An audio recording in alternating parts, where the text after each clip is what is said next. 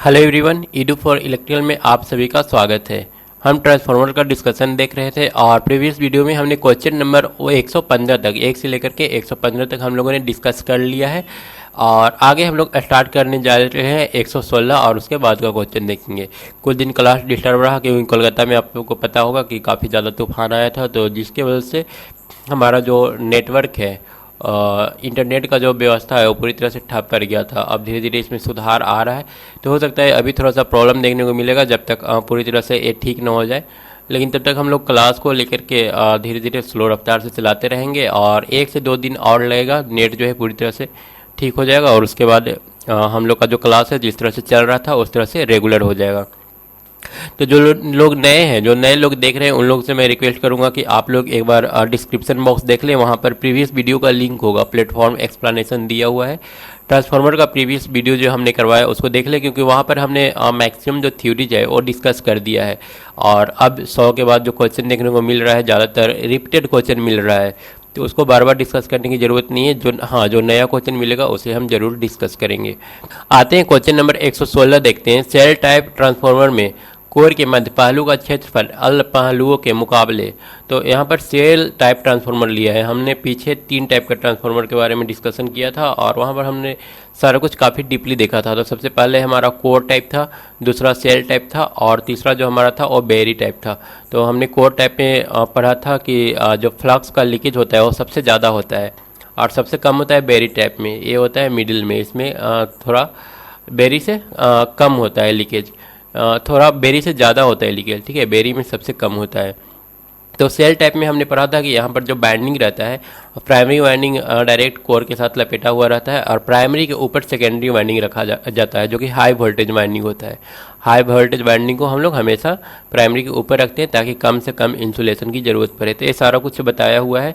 और यहाँ पर जो एरिया होता है, बीच का जो पार्ट होता है, इसका जो एरिया होता है साइड के पार्ट से डबल होता है। देखने में किस टाइप का होता है, देखने में कुछ इस टाइप से बना होता है, ठीक है। यहाँ पर ई और आई टाइप का स्ट्रक्चर बनाता है, ठीक है। स्ट्रक्चर भी याद रखना है किसका किस टाइप का स्ट्रक्चर था। तो कोर का भी हमने स्ट्रक्चर बताया था, सेल टाइप का भी बताया था। यहाँ पर बीच में वाइंडिंग किया हुआ रहता है और यहाँ पर फ्लक्स के लिए 2 रास्ता निकलता है जो कि हम लोग पीछे कई बार डिस्कस कर चुके हैं। तो यहाँ पर ये जो बीच वाला पार्ट है इसका जो एरिया होता है साइड वाला पार्ट का डबल होता है। तो यहाँ पर आंसर क्या हो जाएगा, सेल टाइप ट्रांसफार्मर में कोर के मध्य पहलू का क्षेत्रफल 2 गुना होता है, अन्य पहलुओं के मुकाबले कितना हो जाएगा, 2 गुना हो जाएगा। उसके बाद आते हैं क्वेश्चन नंबर 117 में। ट्रांसफार्मर हेतु एक अच्छे विद्युत रोधी तेल का न्यूनतम फ्लैश बिंदु क्या होना चाहिए। तो फ्लैश बिंदु क्या होता है ये भी हम पहले डिस्कस कर चुके हैं और बता भी चुके हैं कितना होता है। तो अगर आप लोग को याद होगा तो हमने बताया था कि फ्लैश पॉइंट जो होता है 140 डिग्री सेंटीग्रेड होता है। फ्लैश पॉइंट होता है क्या है ये भी हमने बताया था। यहाँ पर जब कोई भी मटेरियल होता है तो वो पहले लिक्विड से गैसियस फॉर्म में कन्वर्ट होता है और उसके बाद उसमें आग पकड़ लेता है, ठीक है। फ्लैश पॉइंट होता है मिनिमम टेम्परेचर जिस पर हमारा जो मटेरियल है वो आग पकड़ लेता है, ठीक है। तो उसी को हम लोग फ्लैश पॉइंट कहते हैं।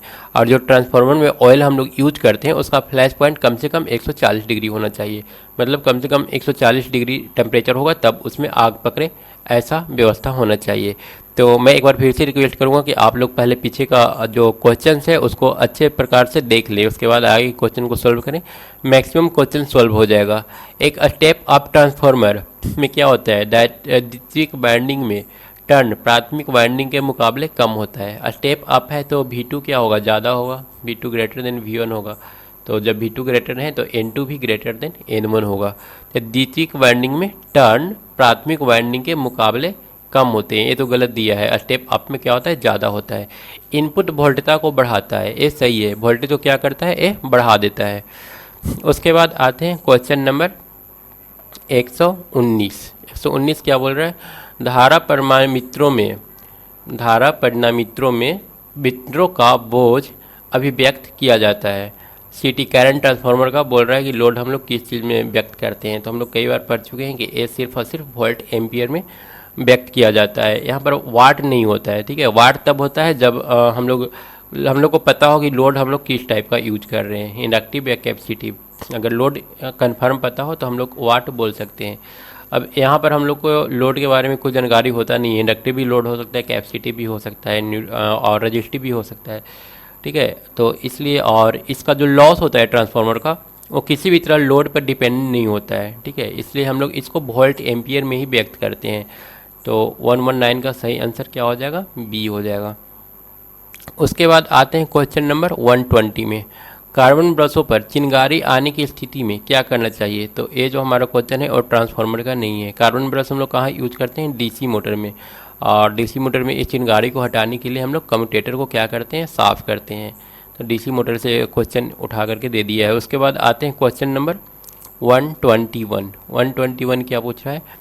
ट्रांसफार्मर में निम्न में से कौन सी क्षति शून्य होती है? तो आयरन लॉस होता है, कॉपर लॉस होता है ट्रांसफार्मर में। मशीन क्षति क्या होगा? मशीन क्षति होगा फ्रिक्शनल लॉस।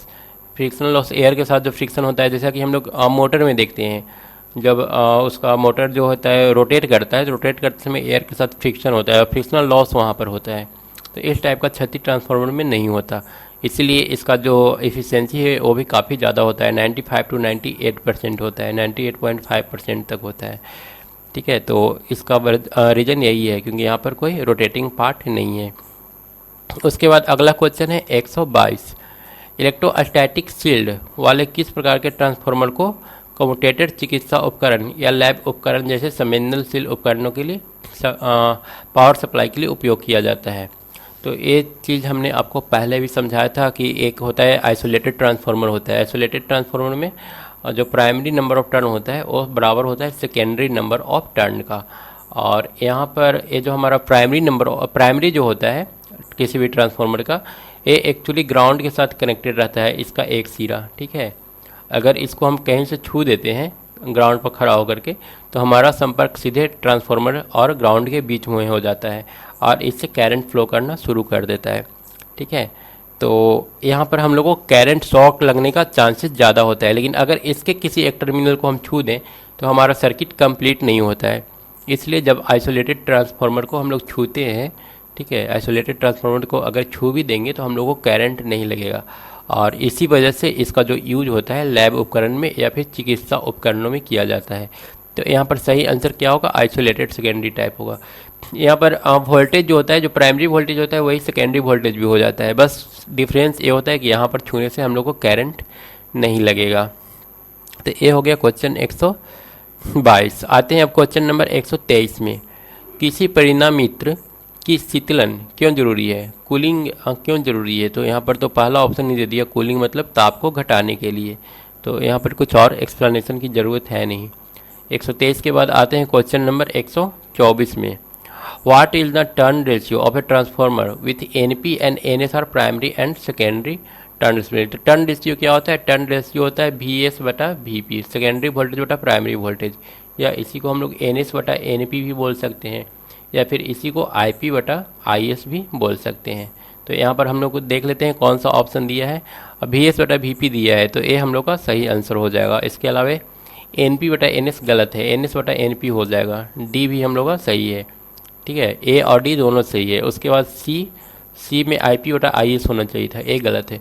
तो यहाँ हम लोग को दो सही ऑप्शन मिल रहा है, ठीक है। इसको हम लोग ट्रांसफॉर्मेशन रेशियो, टर्न रेशियो बोलते हैं, सॉरी ट्रांसफार्मर रेशियो बोलते हैं। हम लोग ने अभी जो देखा एक ट्रांसफार्मर रेशियो है, यहाँ पर टर्न रेशियो पूछा है। तो टर्न रेशियो प्राइमरी बटा सेकेंडरी हो जाएगा, ठीक है। टर्न रेशियो के लिए फिर हम लोग का एक ही ऑप्शन सही होगा, वो हो जाएगा NP बटा NS। हमने अभी जो कुछ बताया और ट्रांसफॉर्मेशन रेशियो होता है, और यहाँ पर ट्रांसफॉर्मेशन रेशियो नहीं है बल्कि टर्न रेशियो पूछा है। तो टर्न रेशियो के केस में हम लोग उल्टा आंसर देते हैं, NP बटा NS। उसके बाद आते हैं नेक्स्ट क्वेश्चन में, क्वेश्चन नंबर 125। विभव प्रवर्धक ट्रांसफार्मर को निम्नलिखित में से किस तरह का प्रवर्धक माना जाता है? यहाँ पर पूछा है कि पोटेंशियल ट्रांसफार्मर जो है, पोटेंशियल ट्रांसफार्मर को किस टाइप का ट्रांसफार्मर हम लोग बोलते हैं? तो पोटेंशियल ट्रांसफार्मर हमारा जो होता है स्टेप डाउन ट्रांसफार्मर होता है, ठीक है। पोटेंशियल ट्रांसफार्मर का प्राइमरी जो होता है वो कुछ इस टाइप से लगा होता है। यहाँ से हम लोग वोल्टेज सोर्स ले लेते हैं, ये होता है हमारा प्राइमरी। और जो सेकेंडरी होता है उसमें नंबर ऑफ टर्न कम होता है, और यहाँ पर हम लोग पोटेंशियोमीटर लगा देते हैं। लो रेटिंग का पोटेंशियोमीटर का रिक्वायरमेंट होता है यहाँ पर, ठीक है। सेकेंडरी में हम लोग इसलिए पोटेंशियोमीटर लगाते हैं क्योंकि यहाँ पर हम लोग को वोल्टेज जो है उतना हाई नहीं मिलता है, लो वोल्टेज के लिए लो रेटिंग का पोटेंशियोमीटर आसानी से हम लोग यूज कर सकते हैं वोल्टेज मेजर करने के लिए। तो ये एक्चुअल में स्टेप डाउन ट्रांसफार्मर होता है। यहाँ पर नंबर ऑफ टर्न जो होगा NS वो कम होगा NP के कंपेयर में, ठीक है। यहाँ का जो वोल्टेज होता है काफ़ी हाई होता है और इस हाई वोल्टेज को हम लोग डायरेक्टली मेजर नहीं करते हैं। उसके बाद आते हैं क्वेश्चन नंबर 126। गैस्केट गलने या क्षतिग्रस्त हो जाने पर निम्नलिखित में से कौन सा दोष उत्पन्न हो सकता है। तो अगर गैस्केट गल गया या फिर क्षतिग्रस्त हुआ तो यहाँ से क्या होगा, तेल रिसना शुरू हो जाएगा। सही आंसर सी हो जाएगा 126 का। 127 है, एक सिटी लाइन के साथ एक करंट ट्रांसफार्मर जो होता है वो लाइन के साथ किस तरह से जुड़ा होता है। तो करंट ट्रांसफार्मर का अगर प्राइमरी देखें तो वो डायरेक्ट वो लाइन ही प्राइमरी का काम करता है, और यहाँ पर जो हम लोग लगाते हैं ये हमारा सेकेंडरी वाइंडिंग होता है, ठीक है। हमने पहले काफ़ी अच्छा से पढ़ा है सिटी और पीटी दोनों के बारे में। तो ये जो होता है हमारा वो सीरीज में लगा होता है। सही आंसर इसका ए हो जाएगा। करंट ट्रांसफार्मर जो होता है वो सीरीज में लगा होता है। उसके बाद अगला क्वेश्चन है 129। 1000 प्राथमिक फेरों वाले, मतलब कि N1 का वैल्यू दे दिया है 1000 और 220 वोल्ट सप्लाई कर रहा है, 250 वोल्ट सॉरी, तो V1 हो गया 250। N2 हम लोग को निकालना है और V2 का वैल्यू दे दिया है 400 वोल्ट। तो हम लोग रिलेशन क्या जानते हैं, N2 बटा N1, N2 बटा N1 is equal to V2 बटा V1। तो N2 निकालना है तो यहाँ से हो जाएगा N1 का वैल्यू है 1000 इंटू V2 का वैल्यू है 400 बटा V1 है 250। अब इसको हम लोग मल्टीप्लाई करेंगे तो यहाँ से 4 आएगा और टोटल आ जाएगा 1600 वोल्ट। तो इसका सही आंसर क्या हो जाएगा, 1600 वोल्ट हो जाएगा। तो ये प्लेटफॉर्म बुक का ट्रांसफार्मर चैप्टर से लास्ट क्वेश्चन था। तो इस क्वेश्चन को ख़त्म कर लेने के बाद हम लोग नेक्स्ट चैप्टर में नहीं इंटर करते हैं, बल्कि एक बार जो बुक है प्लेटफॉर्म का उसको पहले देख लेते हैं, ठीक है। हमने बोला था कि आपका जो मैक्सिमम क्वेश्चन हो जाएगा वो सॉल्व हो जाएगा। हमने यहाँ पर सब कुछ काफ़ी स्टार्टिंग का वीडियोज अगर देखें तो वहाँ पर हमने सब कुछ काफ़ी डिटेल से बताया है, और मैंने डिटेल से बताते समय बोला था कि अगर एक बार इस वीडियो को देख लेते हैं, ये पूरा सीरीज देख लेते हैं, तो आपको फिर किसी दूसरे बुक से सॉल्व करने की ज़रूरत नहीं पड़ेगा। और अब हम लोग दूसरा बुक ले करके देखने जा रहे हैं, और प्लेटफॉर्म का बुक होगा, और हम लोग देखते हैं कि वहाँ पर कितना नया क्वेश्चन मिलता है। और मेरे ख्याल से नया क्वेश्चन बिल्कुल मिलना नहीं चाहिए। आप लोग बस इसको प्लेटफॉर्म को बहुत अच्छा से कंप्लीट करके रखिए, नया क्वेश्चन मिलने का जो संभावना है काफ़ी कम है। तो फिलहाल इस वीडियो को क्लोज करते हैं, कल फिर से मिलेंगे। Thank you.